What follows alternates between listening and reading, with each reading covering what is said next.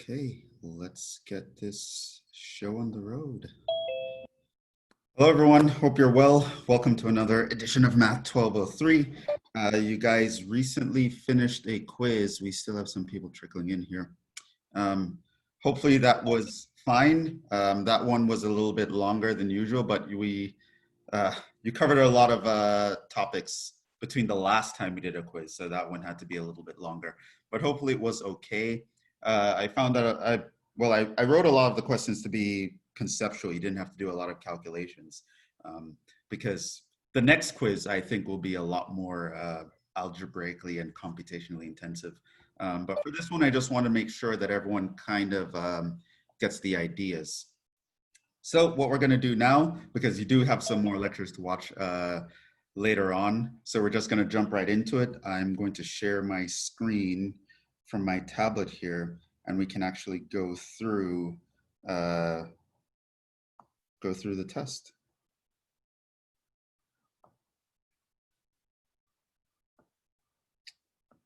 Let's see here. Share screen.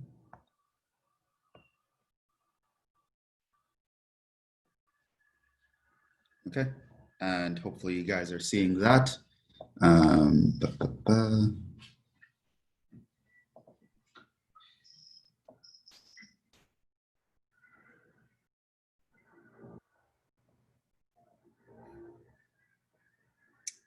Okay.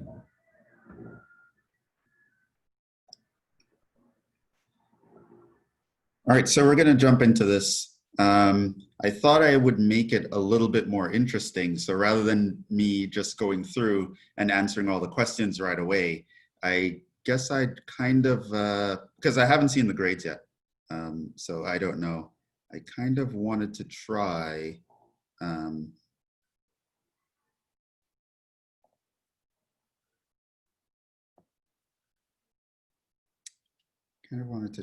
something else, which it doesn't seem like.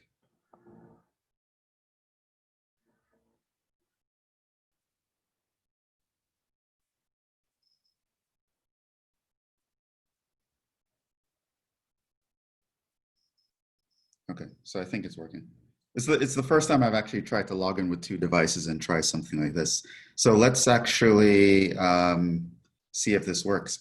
So what we're going to do, just to make things a little bit more interesting, is that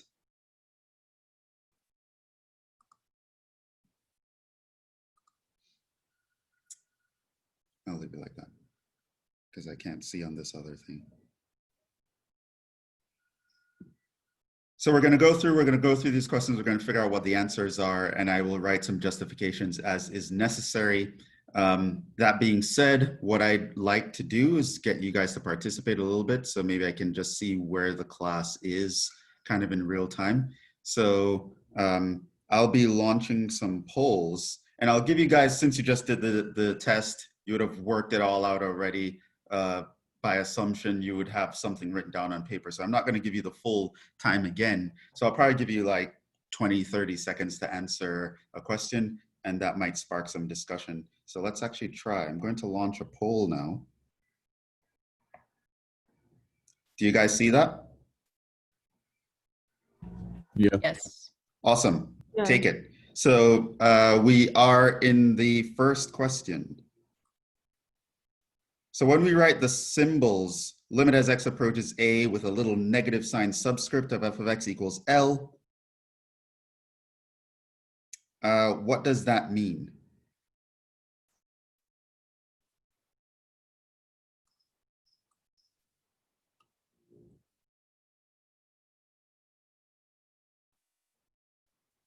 We have 3 people left to vote.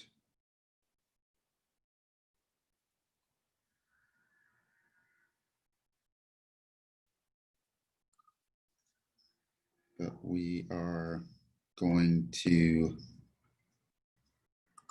stop. Okay. So there are the results. Hopefully you can see that. So 6% of you believe the answer is A, 28% believes the answer is C, and 67% believe the answer is D. And the answer is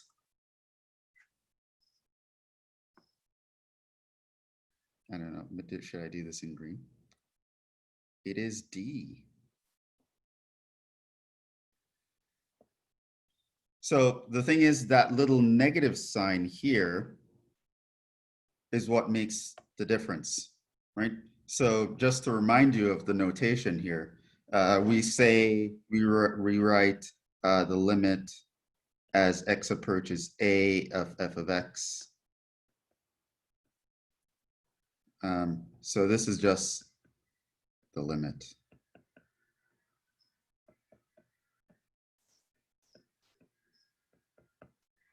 If we write a little negative sign,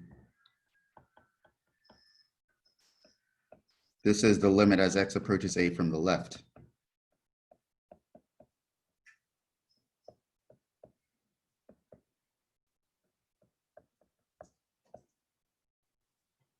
And if we write a little plus sign,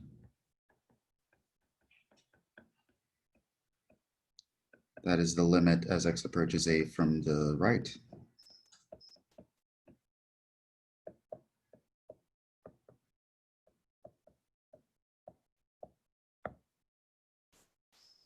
Okay, so that was going on there. So that was just checking, do you know the notation? So first problem shouldn't have been that bad. It's literally just asking about the notation. So let's continue. Let's move on to question 2.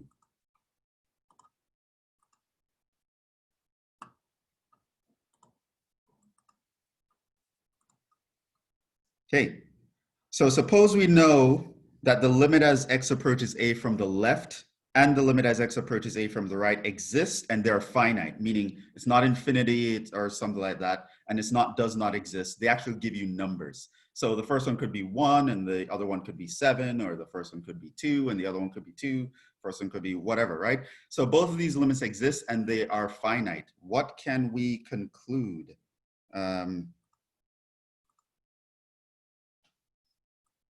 Give you guys a few seconds to answer that. Chime in your response. So is it A, f of A is defined, meaning that we can actually plug in A into the function. F of x is continuous as x equals A, is that what it means? Or the limit as x approaches A of f of x also exists, that is the general limit, or does it mean that f is differentiable, meaning we can find the derivative, or is it none of the above? Oh, and this one is actually really split. Still 2 people to vote, but it's all over the board at this point.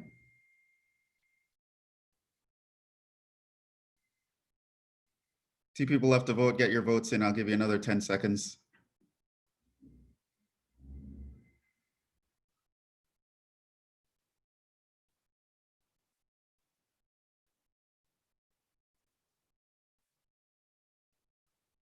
Okay, I'll end, even though 2 people didn't vote. So those are the results. Most people believe it's none of the above. That is 44%. And we have 19% believe it's A, 6% believe it's B, 19% believe it's C, 6% believe it's D, 6% aren't sure. So we have people chiming in with every response here. And so let me tell you what the actual answer is. It is the majority. It's actually none of the above. Right? It does not mean f of A is defined. So let's actually talk about that. Why can I know it's not the other things? So for example,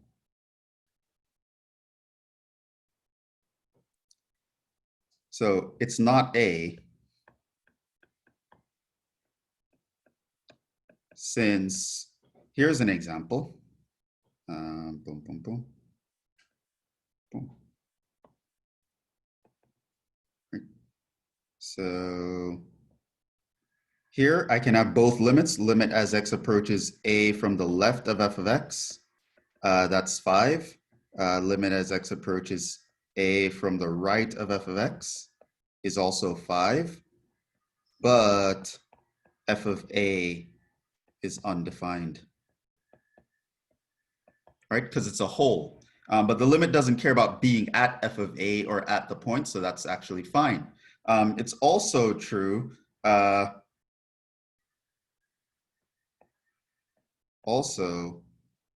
this example, not continuous.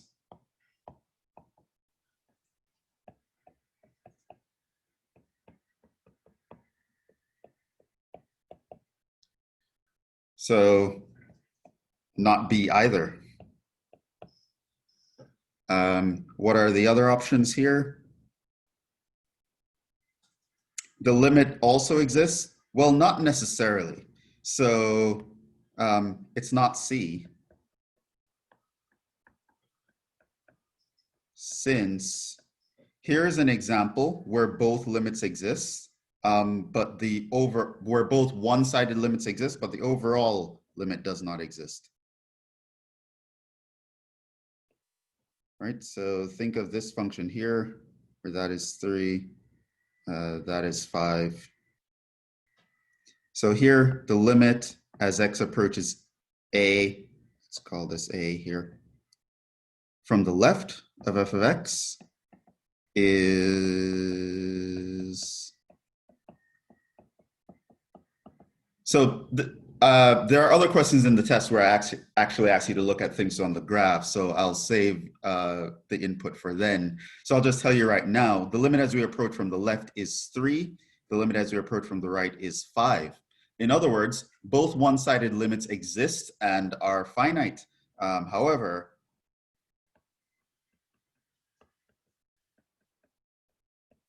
the overall limit does not exist because the one-sided limits do not agree.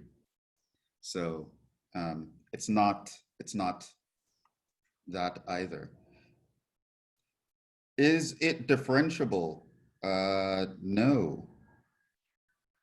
So for example, here, this and the previous example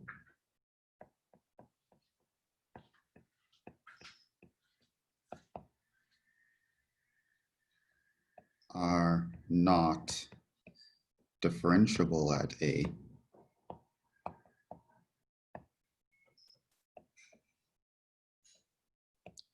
And so we know that it's not D either.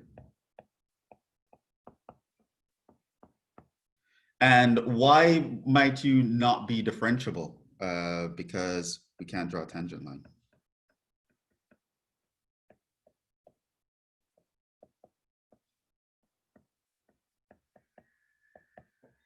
Right? So remember, the whole point of the derivative was to kind of model the slope of the tangent line. How are you going to draw a tangent line to your graph at this point? You can't even get the limits to work out. Same thing here. The point, how are you going to draw the tangent line on top of a hole? There's no point to actually use to develop the tangent line. So yeah, none of those are correct. It's none of the above. That was the correct answer.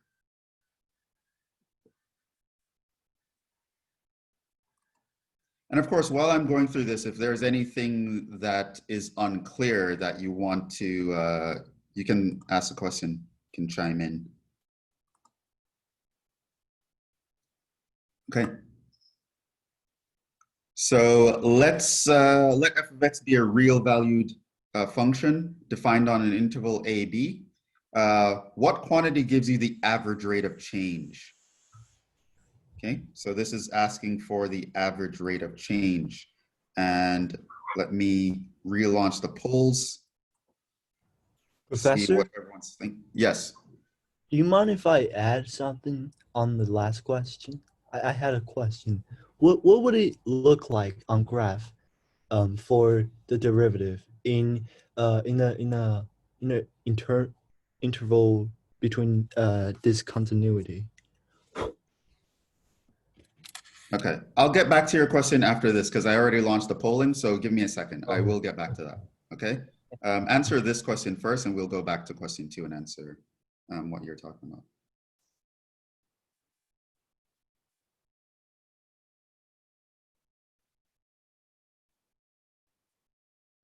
Four people left to vote. I'll give you 10 seconds.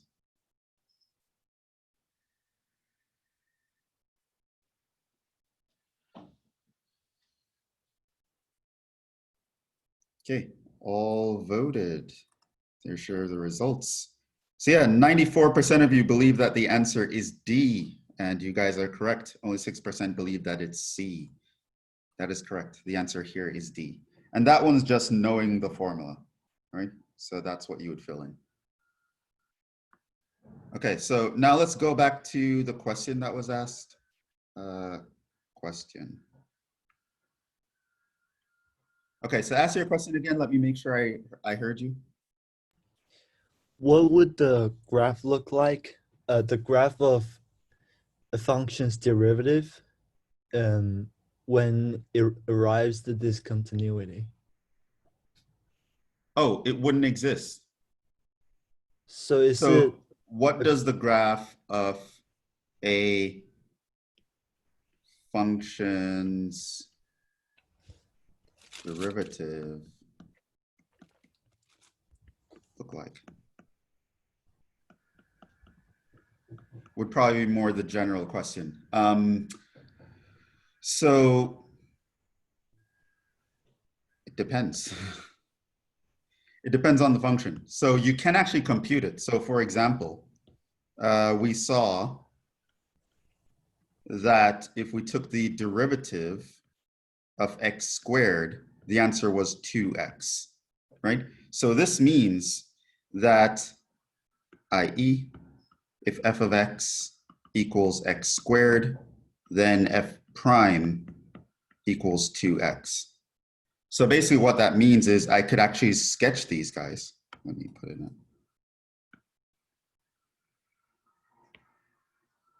Right? So I could sketch the graph of f of x, which is just looks like x squared.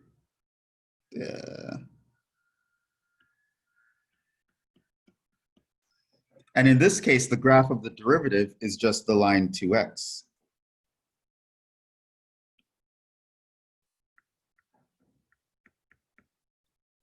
Right? So, and if you have different graphs, it would look differently. So if my graph was a cubic, my derivative would actually look like a quadratic. If my graph is an exponential function like e to the x, the graph of the derivative would be actually exactly the same function. And so it depends on the situation. So to actually know what the graph looks like in general, you would have to kind of know what a form. I mean, you could do it based on the picture, but the quickest way is to know the formula and find the derivative of the formula version of the derivative, and you can actually sketch that. If we are at a point of discontinuity, it doesn't work. So if f is discontinuous somewhere,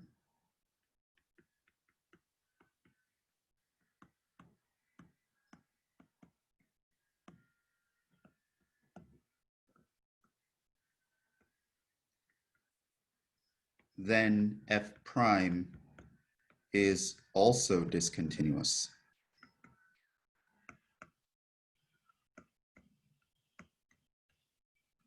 So let's say my function is the following. It's just x squared if my x is not 0, right? So here would be the graph of my function. It would just look like x squared, except at 0 there's a hole, right? So I left my function purposefully undefined at 0. Then my derivative would still look like 2x, except the derivative would also have a hole.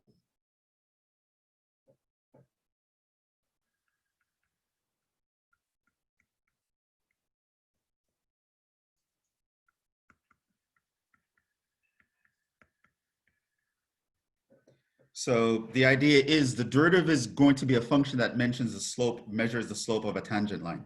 So the idea is in whatever location for each coordinate on my graph, what I would do is I would find the slope of the tangent line at that point. Whatever that output is, I would plot that on the graph. So here, if I had a tangent line here, so let's say at this point, my x is 2. I draw the tangent line here, I would get that the slope, so that was actually a little bit above.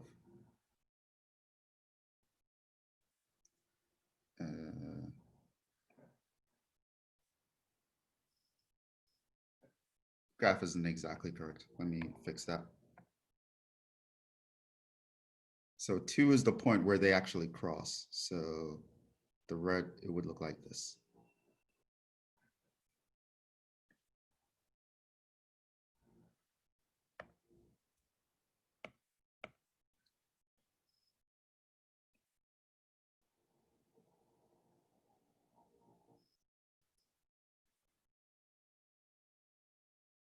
Okay.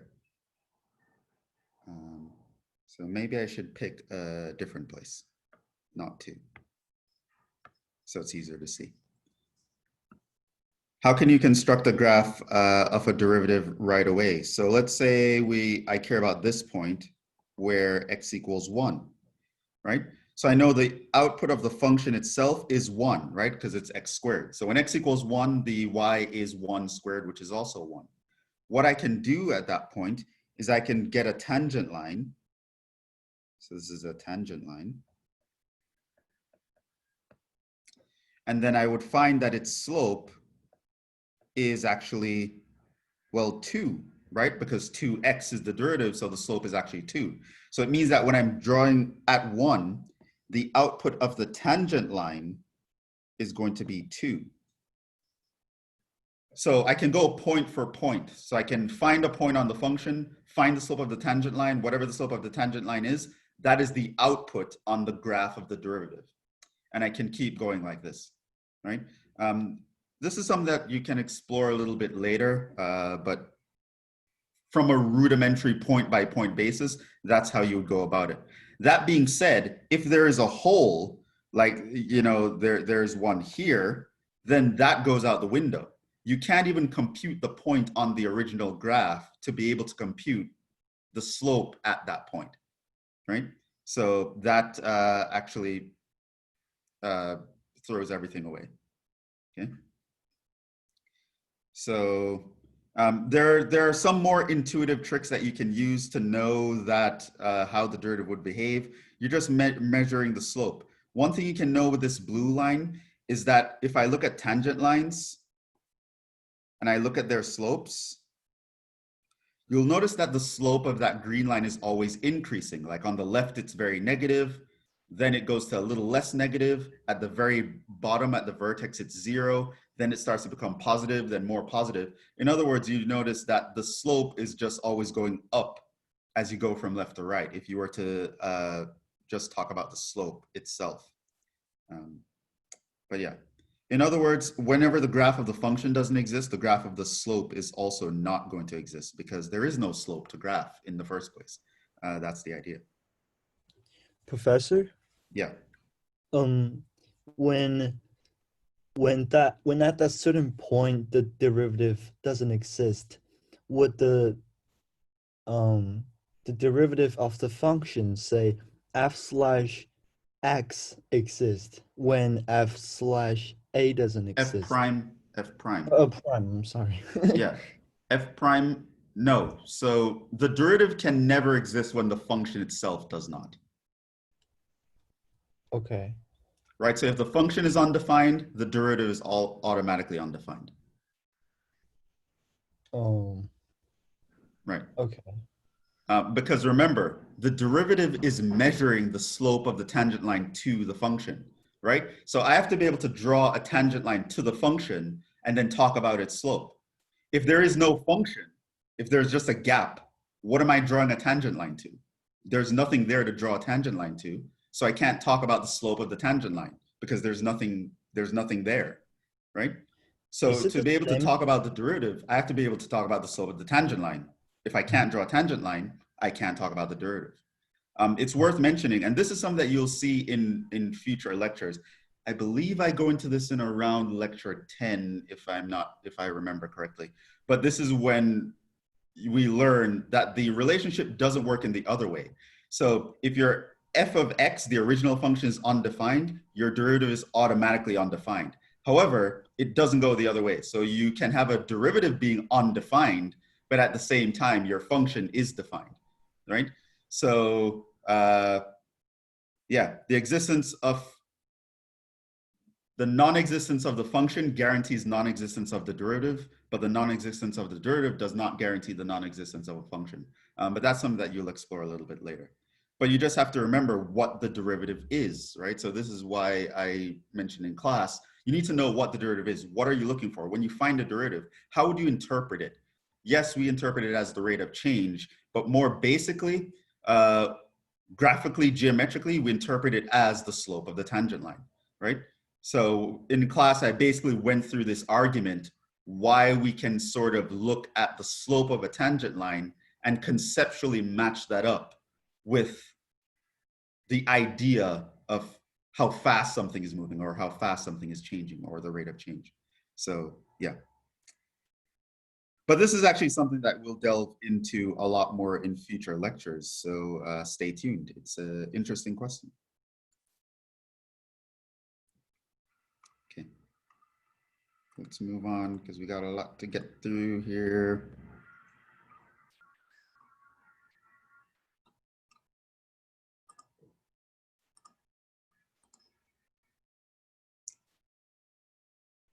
Okay. So now I pretty much asked you guys to define the derivative. So let f of x be a function. Assuming it exists, what quantity defines the derivative of f of x at x? Okay, so let me relaunch the polling. There we go.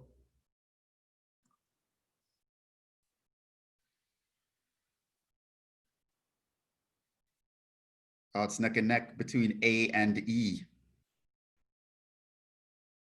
Most people seem to be going for A at the moment, but probably I shouldn't tell you that. Don't want to influence your answers.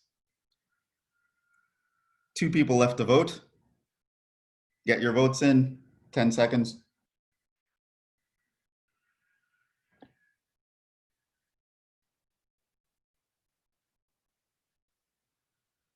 One person left to vote, 2 seconds. Okay, we're gonna stop. Here are the results. The majority of people believe that it is A, 71%. Then we have the minority, 29% believe that it's E. So, drum roll.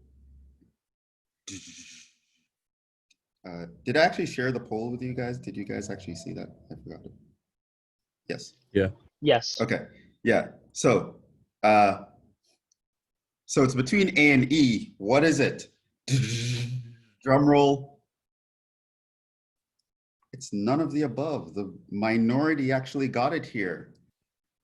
What's wrong? Why is it not A? A lot of people are convinced it's A. Maybe someone who realized that it wasn't A can tell me what's wrong. What's wrong with A? It Yeah. can't be A because it doesn't have the limit. Like it doesn't have limit as h approaches 0 in front of Correct. the right side. So you need the limit, f prime of x. So this was something virtual Jhevon tell you guys to memorize and know like the back of your hand, right? It's the limit as h approaches 0 of f of x plus h minus f of x all over h. The limit is super important because without the limit, you have an average rate of change, not the instantaneous rate of change, which is what the derivative is trying to measure. So without the limit, you're finding the slope of a secant line. With the limit, you're finding the slope of a tangent line. So this important.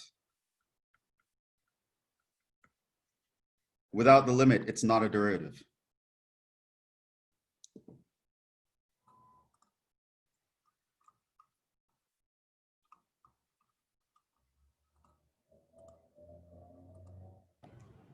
Professor? Yes. So the f prime does not mean that it's the derivative? Yes, f prime is the notation of the derivative. Okay. So but if I ask you what is f prime, this is asking you to define f prime. F prime equals what?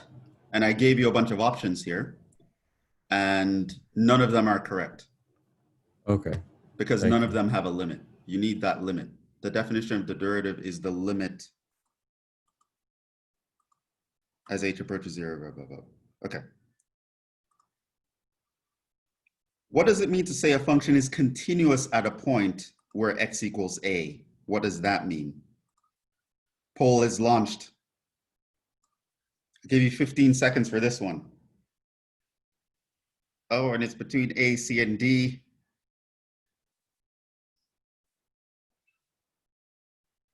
On one hand, I get why they don't show polling to the audience while you're polling, but on the other hand, it's you guys are missing out here because I see like the little bars moving. It's like I'm seeing the class thinking it's really cool. Okay. 2 people left to vote. 5 more seconds.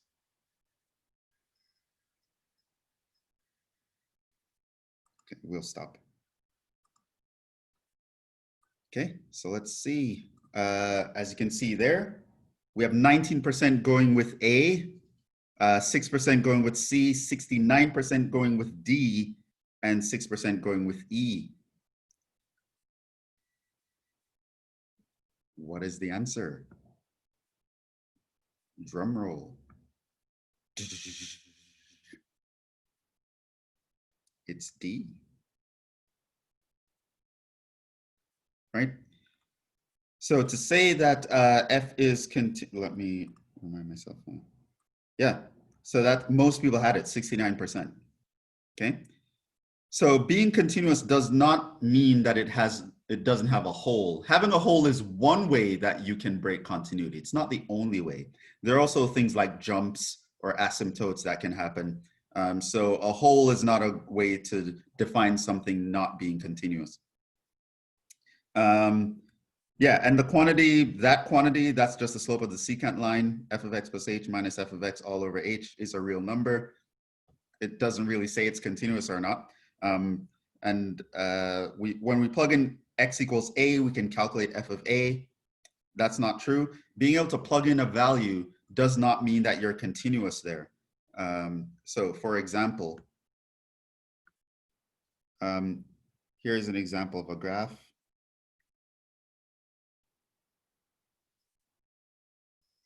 Right? And if my a is here, it's not continuous at a.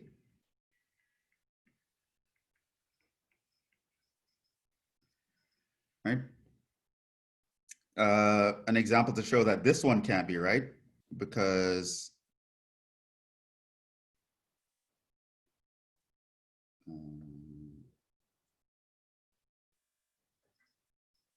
let me draw an example that has no hole. Okay, so there's a picture, there's no hole on that picture, and it's not continuous. This is just like nothing, like I just randomly threw that in there. But yeah, this is what it means to be continuous. The limit as we approach the point is equal to the output of the function at that point. Whenever that happens, it means it's continuous.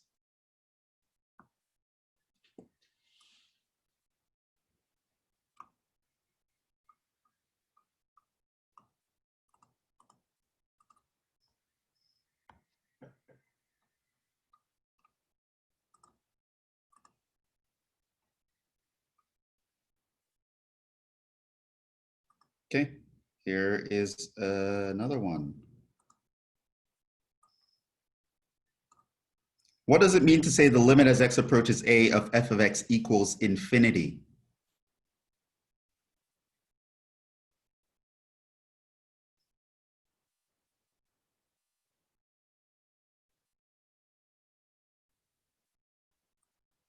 Does it mean that we end up dividing by 0 when we get close to a, or when we get at x equals a division by 0 happens, which is why it goes off to infinity?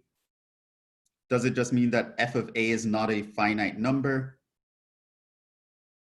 Does it mean that as x is close to a from all directions, the outputs get larger and larger? The tangent line to f of x at x equals a is vertical? Or is it none of the above? One person left to vote, but I think I'll end the polling right here. And as you can see, most people believe the answer is C, 71%, 12% going with B, and 18% going with D. The answer is, drum roll, it's C.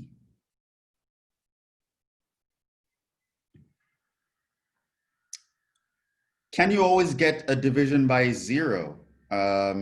Does shooting off to infinity always come from the fact that we divide by 0 if we go there? The answer is no. I'll give you an example.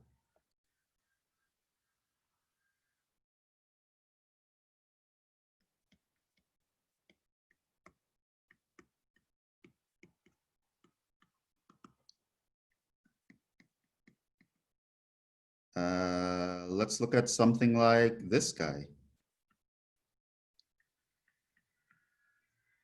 Minus ln of the absolute value of x.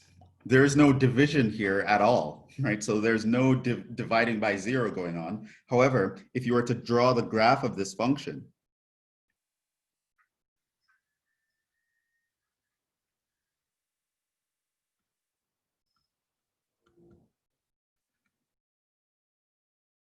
it doesn't actually look like that. It has the same shape, but it actually cuts through and it keeps going down. It just looks like a logarithm that you branch off to both sides, and then I multiplied by a -1 to flip it upside down. So notice that no division, but if I take the limit as x approaches 0 of my function, the answer is infinity, right? Also, I can tweak this a little bit. I can say f of x equals minus ln of the absolute value of x if my x is not 0, and let it be 1 if x is 0. That guy would look like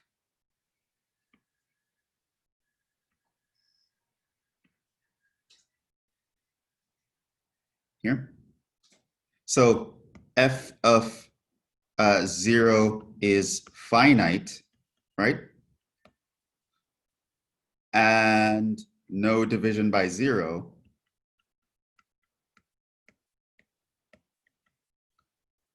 And but the limit as x approaches 0 of f of x is infinity. Right. So there are tons of ways you can get it to be infinity, but the idea is as we get close to the input x equals 0, the outputs keep getting larger and larger and larger without bound. They never stop getting larger. So that's the idea. That's what C tells you. Also, you'll also notice no tangent line. Again, because of what we mentioned earlier, there's a whole gap here where x equals 0 is. I can't draw a tangent line to a gap, right? So it's not A or D here, because here's a situation where I have no division by 0 and there's no tangent line. So the tangent line doesn't have to be vertical. Here is a situation where, again, no division by 0. And here also I can't draw a tangent line. So yeah, this one example here shows all cases besides what we select.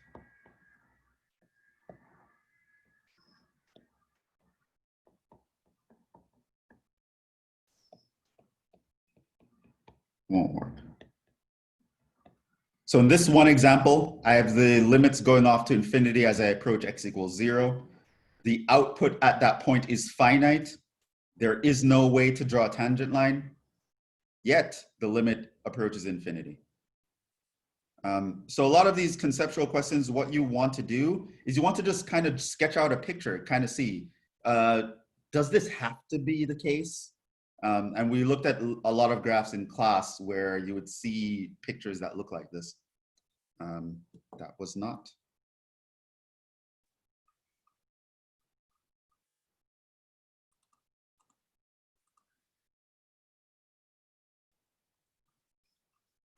Should speed up here. I'm taking too long explaining all this stuff. Let's speed up.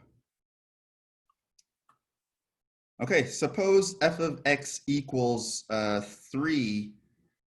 Let me have to minimize the window so I can launch the polling. For some reason, it doesn't do when I go full screen. F of x is 3 plus 2 over x plus 1. To compute the average rate of change on the interval 1, 3, we must calculate which one of the following.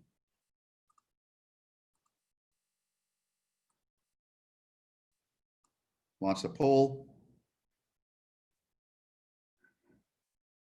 I'm seeing everyone thinking about it here.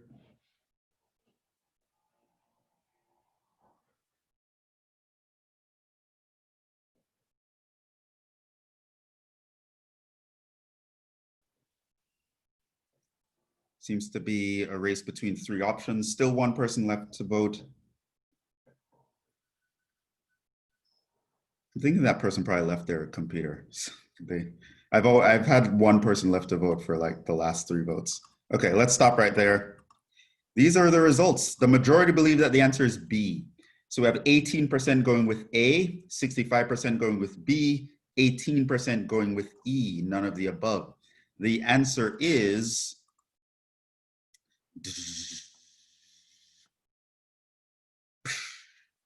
A.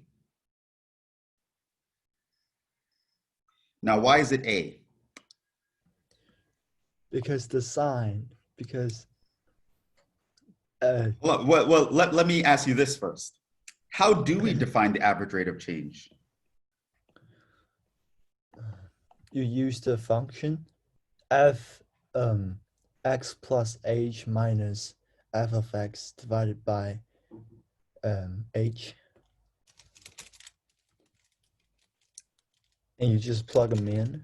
That's actually correct, but in that case, your h is a difference. Can you tell me a formulation that just takes into account the endpoints, the a and b, where you can like see it right there? The sign, you see minus 3 plus 2 divided by No, 1 just plus tell me 1. the definition, because I want to show people where the answer is coming from. The definition without h's. Does anyone know that? 2? No, the general formula. F of B minus F of A over B minus A. Right. Oh. Right. Now, I showed in class that this is actually equivalent to the f of x plus h minus f of x over h. However, in situations like this particular one, we like to use this formulation because it allows us to use the numbers that we currently see in the question. For this problem, your h is actually 2. Your h in general is going to be the b minus a. So yeah, so that's what I want to make sure. So if you use the h formulation, there's an extra step that you have to calculate. However, if you use this formula when you're computing average rate of change, you can find it directly based on the problem. Now, doing this, so now if our f of x is equal to 3 plus 2 over x plus 1, this means the average rate of change is going to be equal to, well, I'm going to plug in b minus plug in a over b minus a. Now, if I look at that, it looks like option B, doesn't it? But what's the problem? You need parentheses around the second value of f of a. Which means that if you computed that without the parentheses, which option B does not have parentheses, you would actually get the incorrect answer. However, with this done, with the parentheses correctly there, the 3 would subtract the 3, and you would be left with 2 over 4 minus 2 over 2 over 3 minus 1 is 2. So that is 1/2 minus 1 all over 2. So if you compute this, that gives you the answer. That was option A. So B comes from a parentheses mistake. Another thing that we emphasized in class that you should always look out for. We even put that in the syllabus. Watch your parentheses because you'll get the wrong answers when you start computing things without them.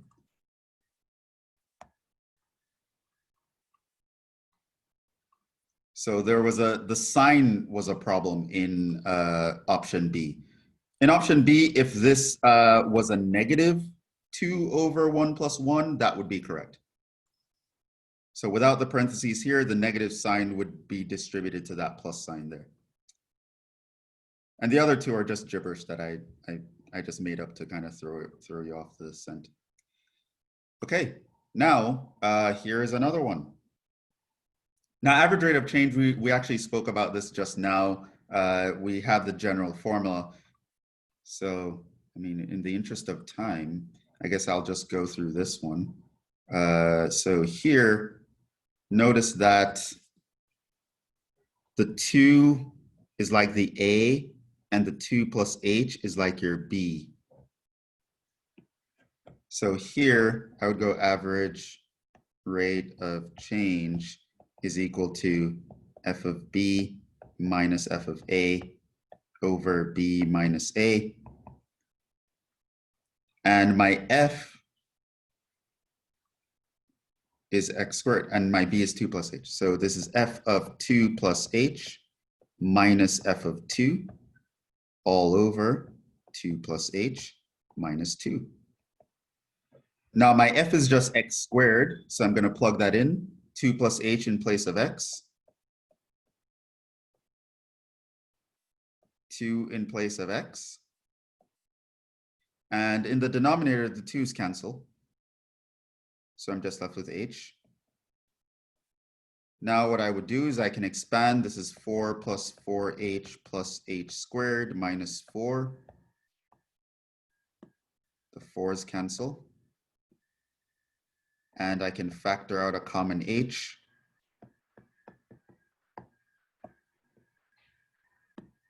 Now these h's cancel.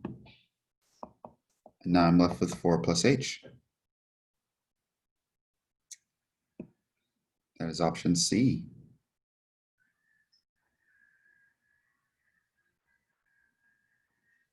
So hopefully you understood that. I just applied the formula that I just mentioned up here.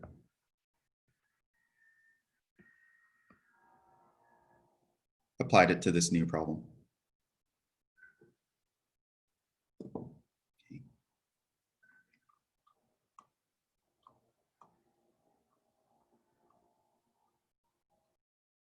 This is a problem 9.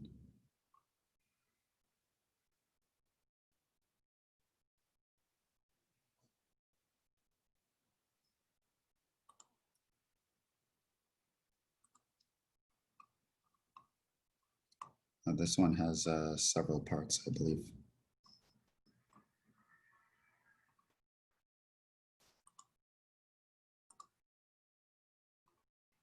So it was a big graph, and then I asked you 5 things about it.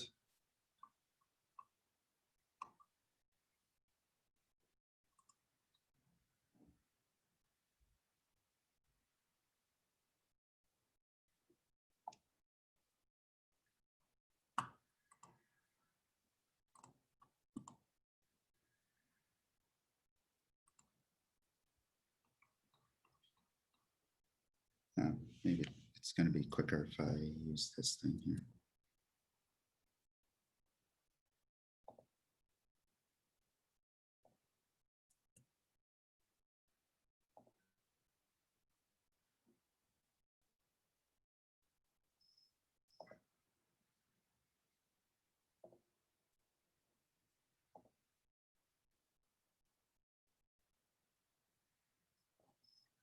Just give me a second to clean up the formatting here.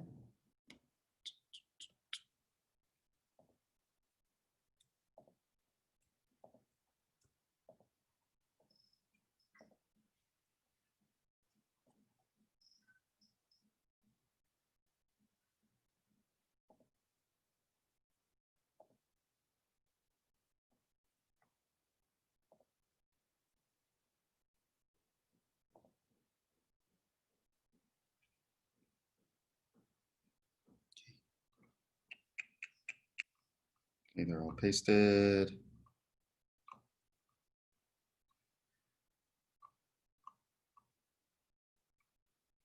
Where's 9.1? Did I leave him?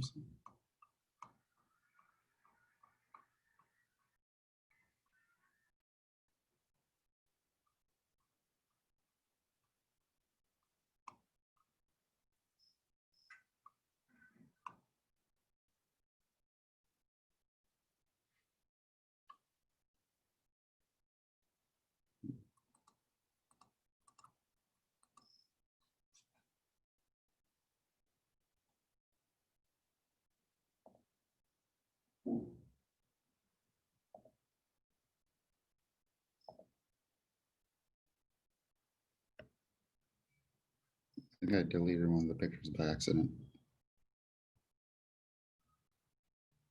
Let me go grab it.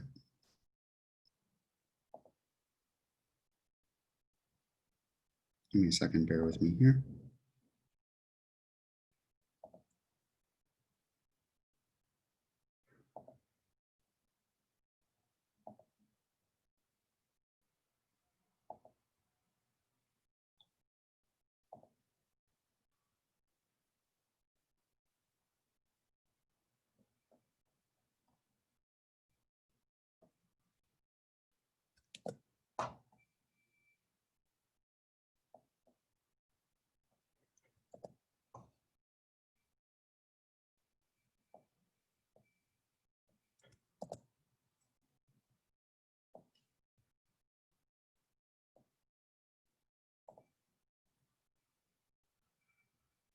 I mean, it's out of order, but I'll just paste it at the bottom.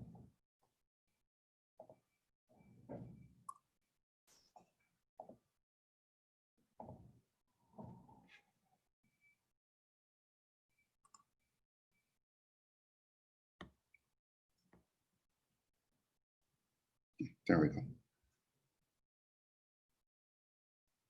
All right. Maybe someone should just like verbally tell me what the answer is here. So 9.1 asked, what is the limit as x approaches -3 f of x? So here's the picture. What is the limit as we approach -3? Infinity? It's infinity.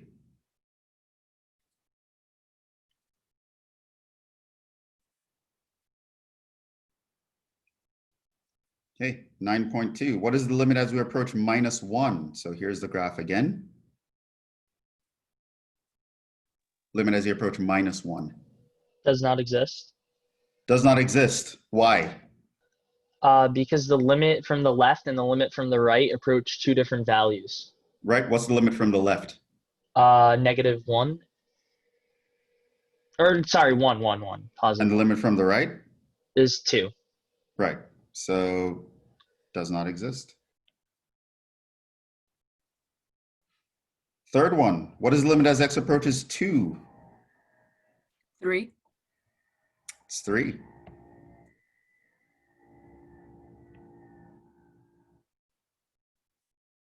Right, and I filled in the circle at 4 there just to kind of throw you guys off, but yeah, didn't fool you. What is limit as we approach 1 from the right?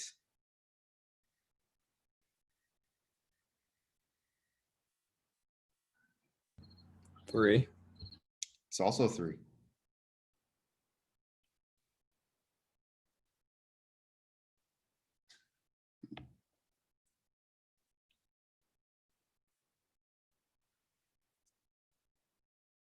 Is f of x continuous at x equals 2?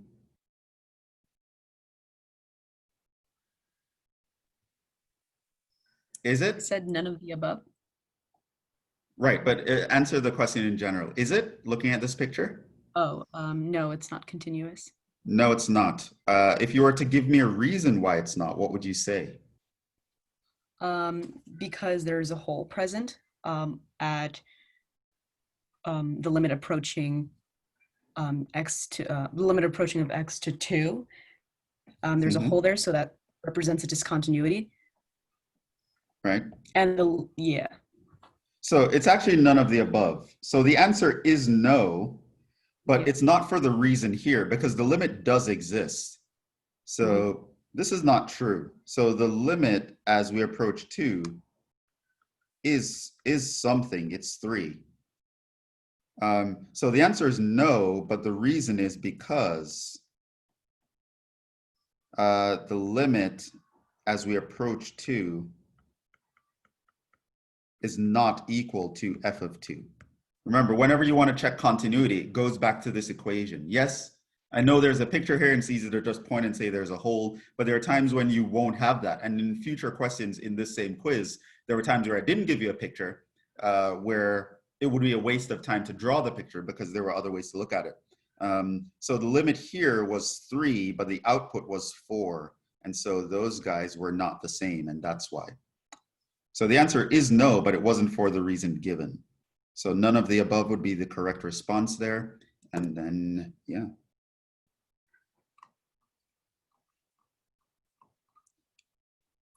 So yeah, the polling was fun, but I think we won't do it anymore because we're actually getting short on time. And I don't want to run over too much on you guys because I know you have some other stuff to do today.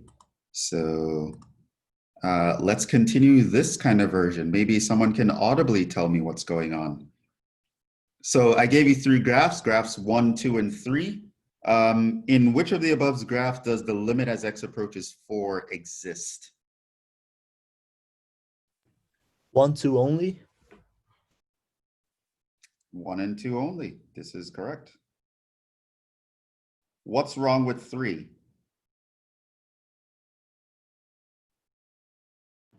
The limits don't agree from the left and the right. The one-sided limits, right? So coming from the left and coming from the right, they don't match up. In all the others, they do match up. Now, it does not matter that there's a hole there and that in graph 1, it fills in that hole somewhere else. That is irrelevant. The limit doesn't care about being at the point. It just cares about as you get close to the point, the left and right sides are matching up.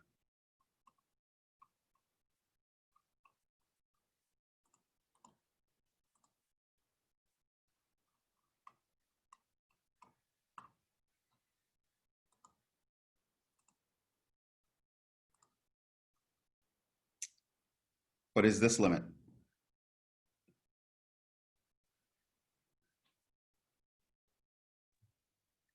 I said 4. It is 4. So this is one of the ones that we can use our special technique on. Does anyone know the special technique? The ratio of leading coefficients. Right, it's ratio of leading coefficients.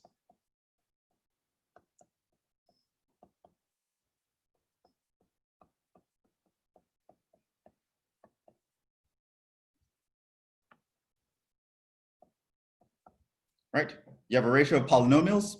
The highest power is the same in the top and the bottom, and you're taking a limit going to either plus infinity or minus infinity. It does not matter. You take the ratio of the leading coefficients, which is 4 and 1. Right? So no calculation necessary. You could just look at that problem and know the answer. This one is a little bit more involved, but not too much. So you had about 2.5 minutes for each problem here. So some of these you should be knocking out in a few seconds, which gives you time for the harder ones, wherever they show up. What about this limit?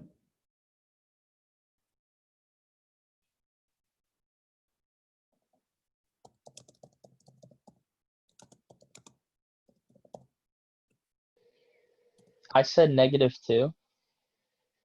What was your reasoning? Okay, so basically you have to like not factor, you have to multiply the binomials. Yeah. Yes, expand. And then you will see that like the highest power is the same in the numerator and denominator. Yeah. So there's a bunch of other that. stuff that you don't even care about actually, right? You just care about the highest powers anyway. So you just realize that if I took the 2x and the x, I would get a 2x squared. Oh, minus 2x squared, because the x is negative. And if I took this x and that x, I would get an x squared. So again, it's ratio of leading coefficients. However, here, you just had to multiply out so you know what the leading coefficients actually were.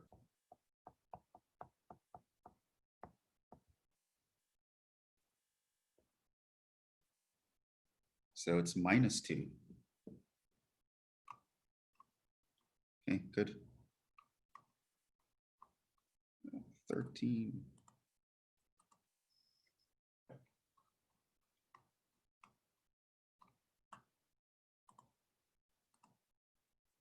What's this limit?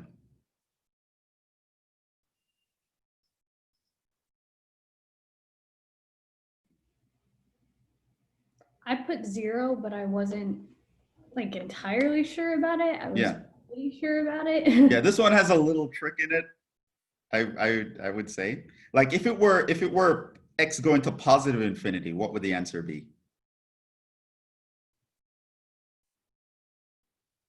Infinity. Infinity. It would actually be infinity, and that one would be kind of more clear, right? So you do want to note it's x going to negative infinity, right?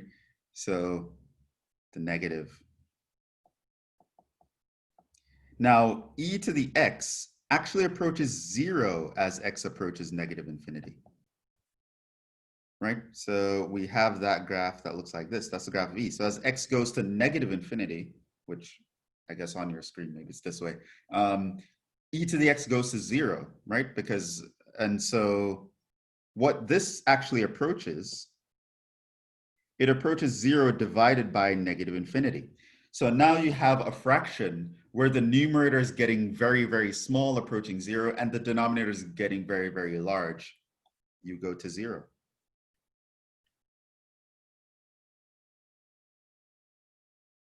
And this is just knowing about the behavior of functions.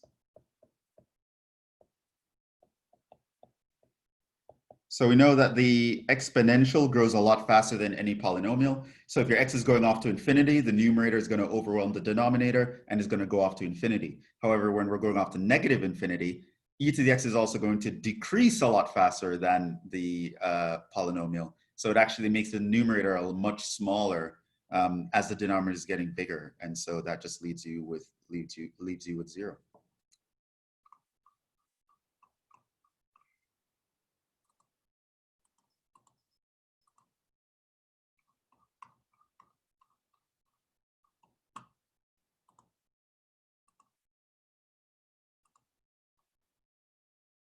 What's this one? 0. 0. Why? The power of the numerator is less than the power of the denominator. Right, and we're going off to infinity. We call these guys bottom heavy. Not an official term, that's what I call them. But if you wrote bottom heavy for showing your work, I would actually accept it. Hopefully you know what that means. It means that the highest power in the denominator is larger than the highest power in the numerator. So it's heavier on the bottom.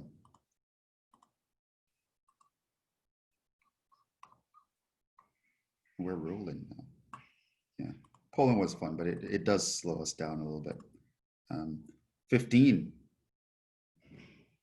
What's this limit here?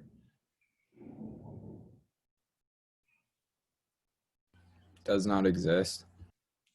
What's your reasoning?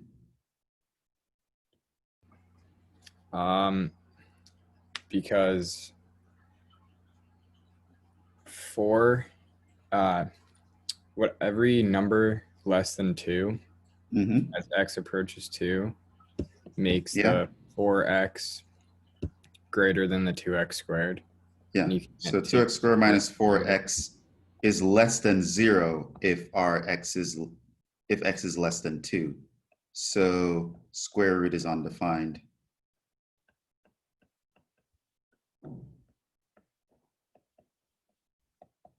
Right. So it actually doesn't even make sense to talk about this guy on the left side of 2. It only exists at 2 and to the right side of 2. Right. So this is one of those guys where I'm not exactly sure how this graph actually looks, but I know at 2 it'll be 0 and then it'll do something else to that side. There is no left side actually. So yeah.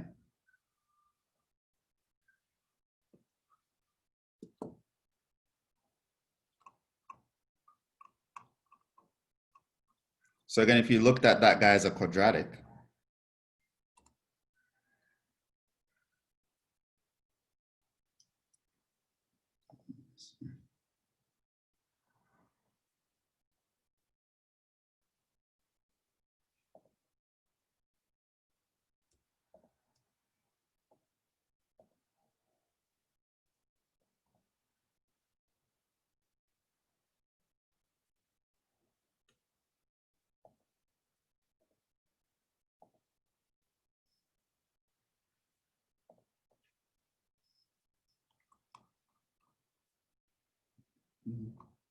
Okay, so here's problem 16. Here's a big graph, and we want to know which of these are true. Select all that apply.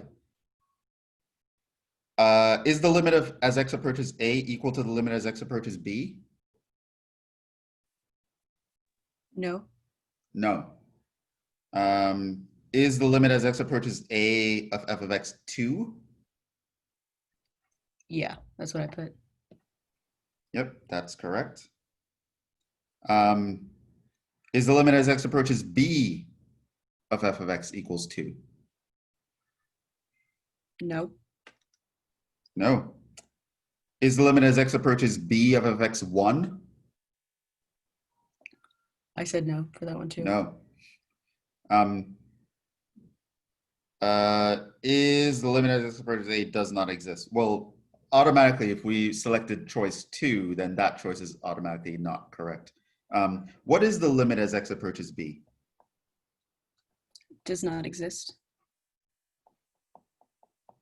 Right, it actually does not exist.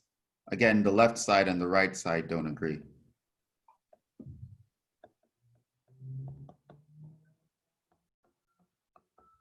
Right, so actually only one of these statements were true, and it's that one that we checked.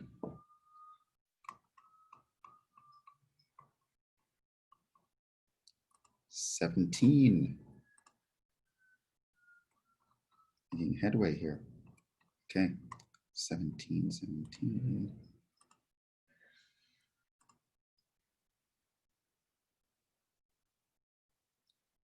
Okay, which of the following statements are true about f? Now, there are definitely some true statements here based on our answer choices.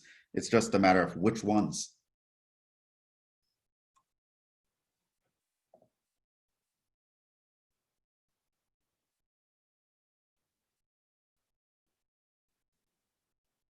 Is f defined at 2? Yes. Yeah, in fact, I know that f of 2 is 1, so that's correct. F of 2 is 1. Does the limit exist? Yes. Yes. In fact, what is the limit? 4. Limit is actually 4. How we know? We can rewrite this guy as x plus 2, x minus 2 over x minus 2, which gives you the same thing as x plus 2 when your x is not 2.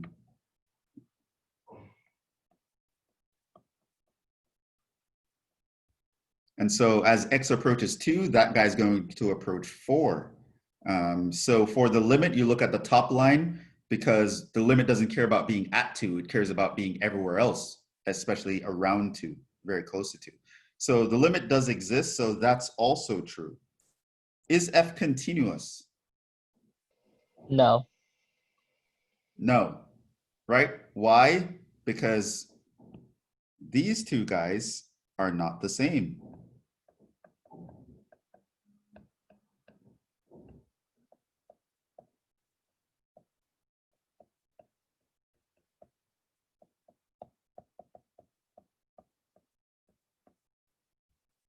Right? So this is false. So yes, the answer is 1 and 2 only. So this is an example where it's, if you know the concept and the equation, it's relatively easy to get to the answer. However, if you had to spend the time to actually graph all of this, you're wasting a lot of time here. The graph, if you're curious, you don't need to know it, but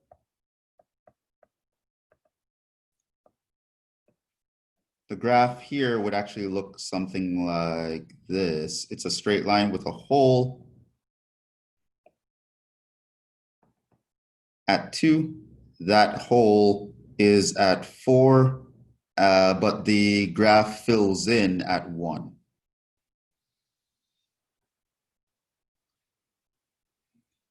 So if you wanted to draw the picture, you could. That would be the picture that you would get, and it would be obvious from the picture. However, the picture can be very complicated to graph. So you do want to know how to talk about things purely in terms of the equations. So Don't underestimate that. You should, yes, you should be able to look at a picture and tell when something is going on, but you should also just know how to describe continuity and all that in terms of the equations. Very, very important, and can save Can you you a just lot of work. repeat what the answer was for question 16? 16.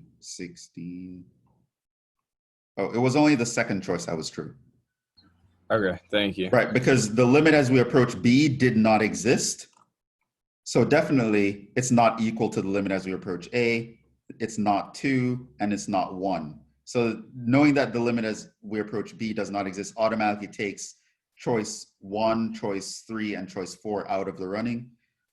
We know that the limit as x approaches a is 2, so that automatically means that it does exist, so that last choice is out.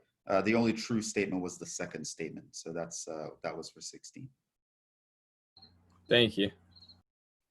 That was 17. This is 18.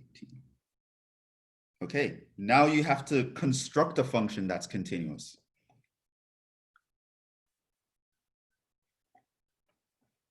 What do I need to put in the space where there's a question mark, question mark, question mark to make this guy continuous?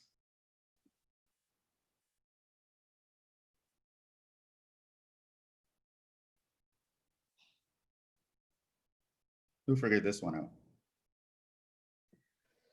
Is it 2? 2? Why?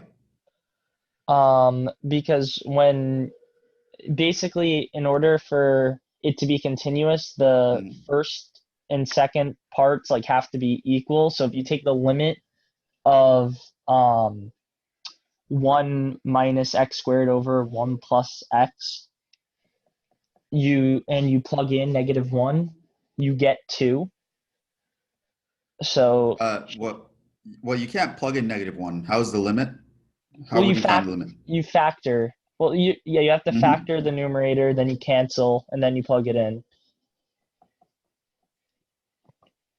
And then 1 minus -1 is 2. So now you remember for continuity, what we need is we need that the limit as we approach -1 must be equal to the value of the function at -1. And so if you know that this guy is 2, then for continuity must be 2.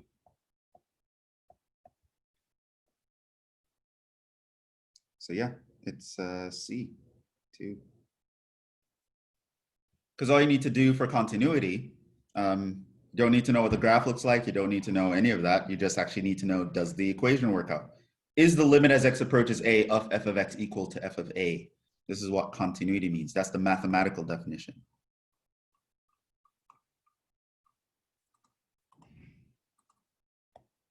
And here is more of me making sure that you know the mathematical definition, testing you on it from all angles, or from many angles, not all angles. Here, what would k need to be in order to be continuous?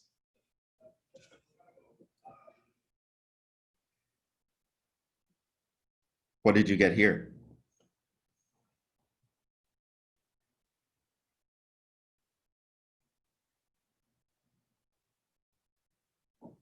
I got 4. Okay, how?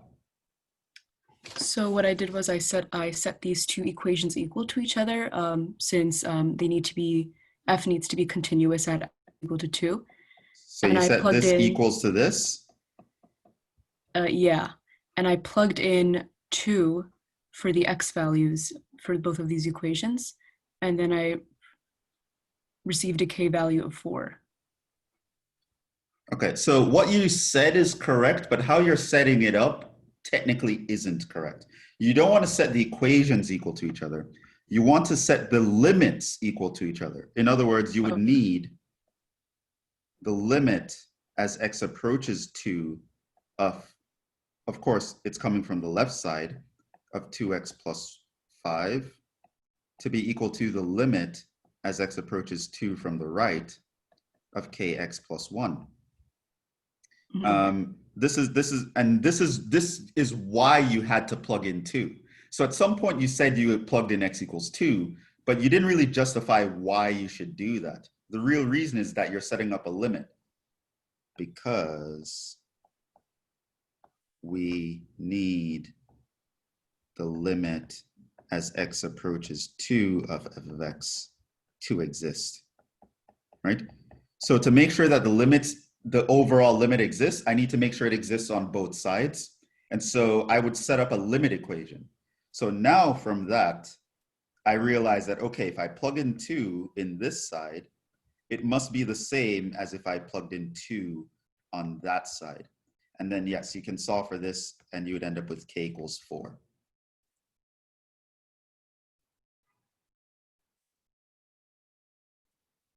Yeah, so be careful of that. If this were like a test or something, you might lose a point or two for not writing the limit in your justification. Of course, there's a multiple choice, so you got away with it, but just make sure you're thinking clearly. It's not just setting the parts equal to each other.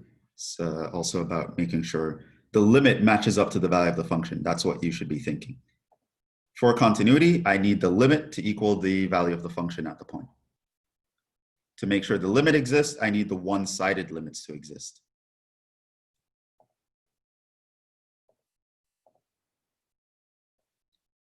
And we are on the last question here.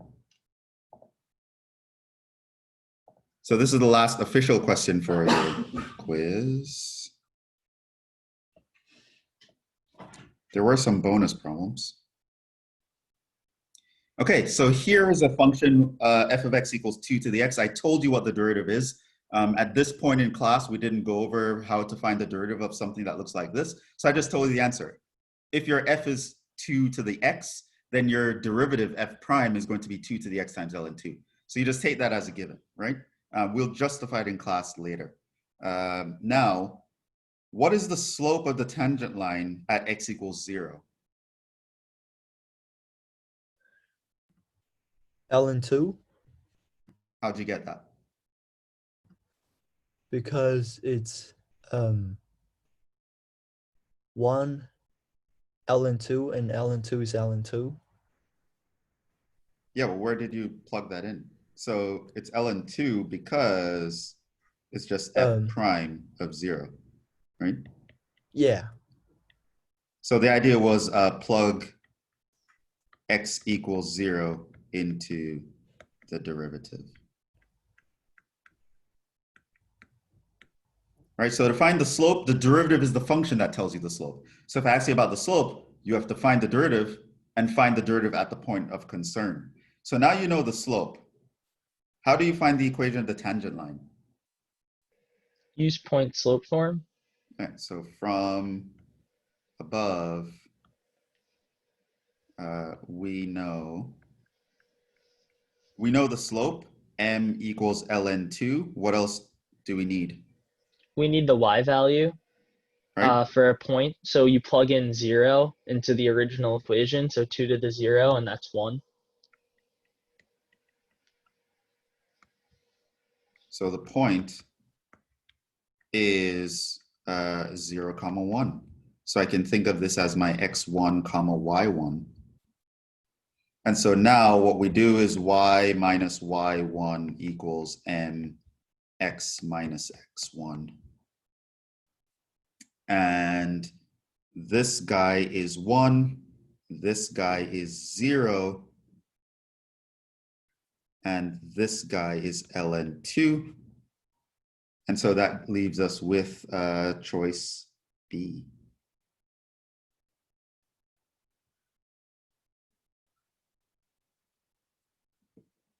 So that's that one.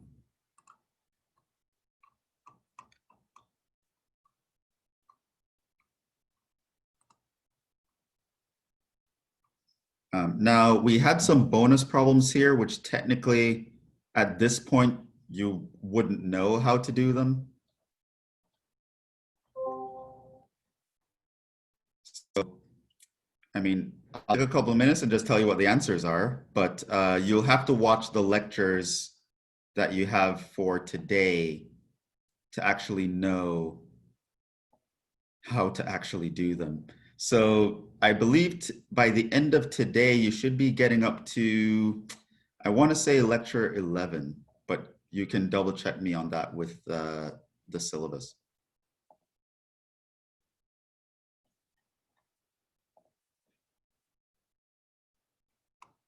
So some of this is going to be slightly related to some things we were mentioning earlier.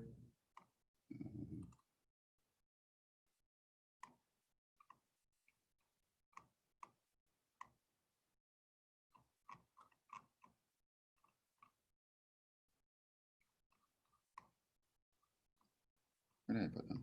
Pasted them some.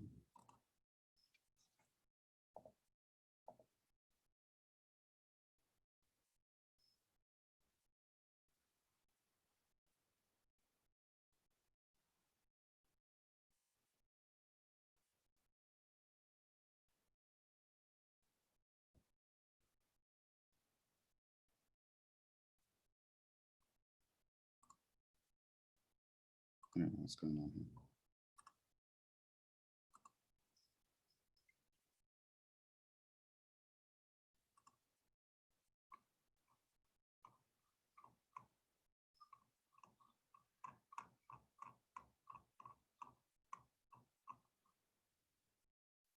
Yeah, so.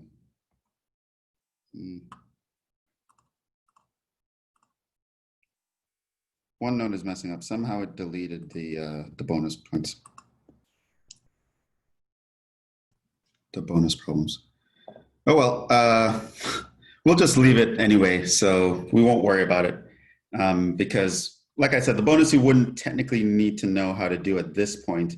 But once I post the answers to the quiz, you'll be able to see what the answers were and you can work backwards to them for once you cover that material. So we'll actually stop there. We're actually over time anyway. So hopefully that was fine. After you watch the lectures that you have for today, maybe even go back to the quiz and see the bonus, see if you can do the bonus problems. But for now, we'll stop there. Hopefully that was okay. Yes, Daniel, you had a question? Yes, sorry, I just have a quick question before I go to my next class. Can you briefly explain the square root limit one again?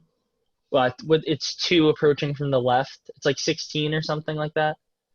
Maybe a little before. 15, I think. Yeah, what's under the square root is negative. That was the problem. Right? If you look at this guy here, if you were to actually draw its picture,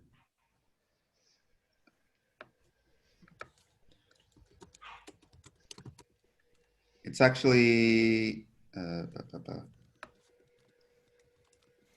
you can factor out a 2x, you'd be left with x minus 2. And so it actually looks like this. And so you see on the left side of the 2, we're negative over here. Okay. So the square root wouldn't be defined. I just, what I did was I plugged in 2 and then I got 0. So the square root of 0 is 0. So I thought it was 0, the answer. Yeah, no, it's 0 coming from the right side. Oh, okay.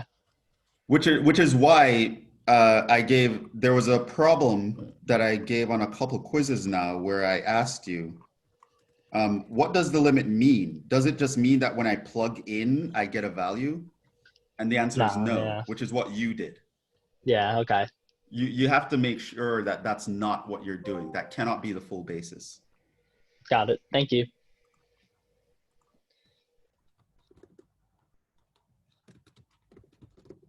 Yeah, so once I send out the grades on Gradescope, you'll see, you'll be able to review your quiz and you'll see the answers there.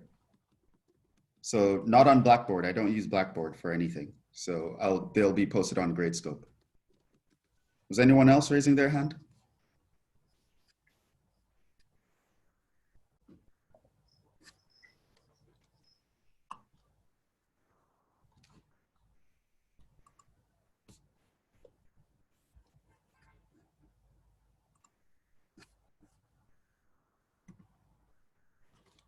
Okay. All right. So yeah, we will stop there. Take care, everybody. I'll see Have you a good guys day. in the next one. So next week Thank we you, meet on Professor. Zoom, just to talk over the lectures that you guys would have watched. If you can watch the lectures for next week as well, you can ask me questions on all of those, but we'll stop there. I believe your next quiz is like 2 weeks from now. That being said, let's wrap up there. Thanks for joining, and ciao.